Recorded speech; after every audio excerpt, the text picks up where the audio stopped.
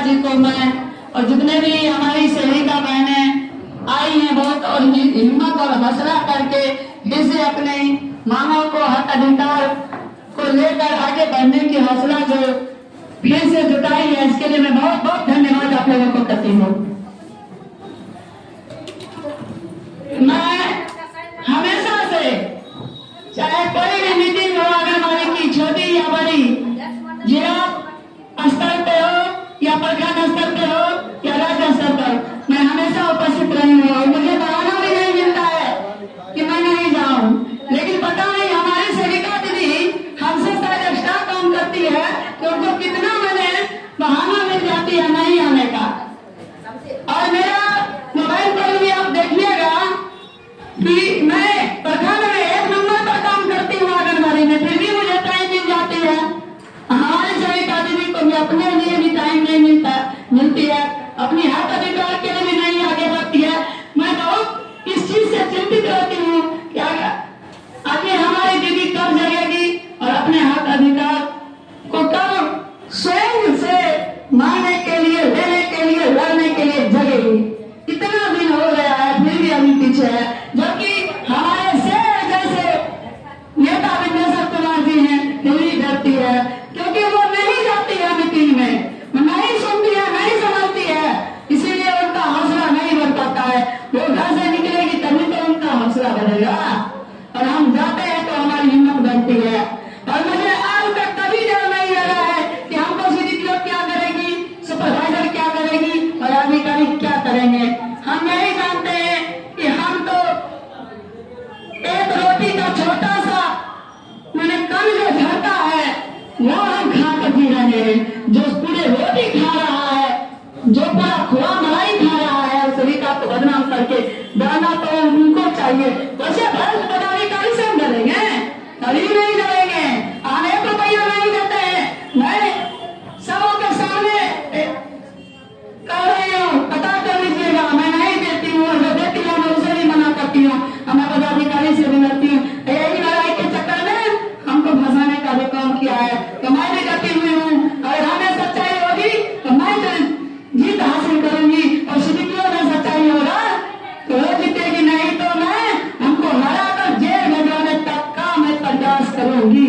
आप लोगों के सामने मैं ऐलान करती हूँ। और मैं जन स्वराज में भी जब आई हूँ तो मैं आंगनबाड़ी का एक भी काम बचत नहीं करी हूँ। मेरे हस्बैंड उसमें जुड़े हुए हैं और मैं उनका हमेशा पत्नी धर्म समझकर हमेशा से मैं साथ देते आ रही हूँ। अगर महिला आशिक हुआ आप लोगों की कृपा से, आशीर्वाद से, साथ सहयोग से मुझे भी टिकट मिल सकती है, या तो मेरे पति अवनीश कुमार मुखिया जी हैं उनको मिले या मुझे मिले टिकट। 2 आदमी में अपनी विधानसभा से किन्हीं को भी टिकट मिलने की पूरी विश्वास, आशा और गारंटी हुई है। क्योंकि मैं जब प्रशांत जी हमारे क्षेत्र में नहीं आए थे उसी समय से तकरीबन 3 साल होने वाली है मैं उनके साथ हूँ और हमेशा छोटी सभा, बड़ी सभा, रैली, महारैली, धरना जो भी हुआ है मैं हर एक कार्य में आगे हूँ। इसीलिए मुझे मौका मिला है। कहीं भी रहिए दीदी, चाहे काम छोटी हो या बड़ी हो, दिल से रहिए, ईमानदारी से रहिए, तन मन धन से रहिए, तभी आपको सफलता मिलेगी। चाहे वो आपका यूनियन हो या कोई छोटे से छोटे काम हो या नौकरी हो, जो भी कार्य हो आप ईमानदारी से कीजिए, आपको सफलता मिलेगी। आंगनबाड़ी यूनियन में है लेकिन आप सही से काम नहीं करते।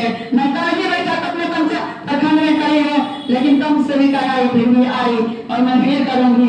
और जो सेविका नाराज हुई मैं उन्हें मनाने का भी काम किया। मेरे पास फोटो है, मैं उनके घर पर गई और बोली क्या मिला आप लोगों को अलग होने से, सब पछता रही है। और सबसे बड़ी खुशी की बात यह है कि डंडारी प्रखंड की सारी सेविका भी हमको मदद करने के लिए तैयार है। और सबने कहा कि दीदी आप टिकट लेकर आइए, मैं चंदा दूंगी आपको पर्सनली। भले मैं सीडीपीओ के डर से चुप हूँ लेकिन आपका जो संघर्ष है वो मैं नहीं भूली हूँ, क्योंकि मैं तारीफ पीकर बोलने वाली जेंट्स नहीं हूँ, मैं महिला हूँ, मुझे सब ज्ञात है।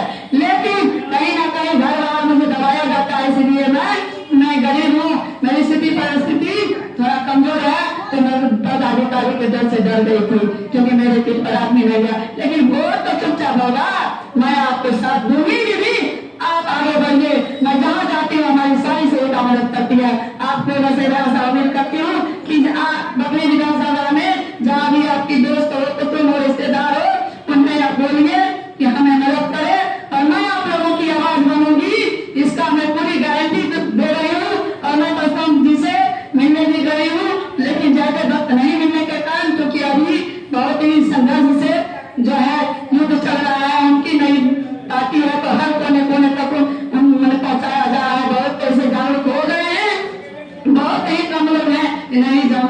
कि समझिए पूरे बिहार धर्म है और इस बार स्वराज को जिताने के लिए, क्योंकि हम लोग भी आनंदमयी सरिता भी एक होकर इसमें सरकार को गति से उतारने का काम कीजिए और नई सरकार को बदलिए, क्योंकि सभी सरकारों को आप लोगों ने देख लिया है। क्योंकि तेजस्वी जी जब गठबंधन में नीतीश जी के साथ थे उस समय हम लोगों को मारने का काम किए, भगाने का काम किए, रोड पर घसीट कर हमारी सैनिकों को मारा गया, लेकिन उस वक्त हमको सांत्वना देने के लिए भी तेजस्वी जी नहीं आए।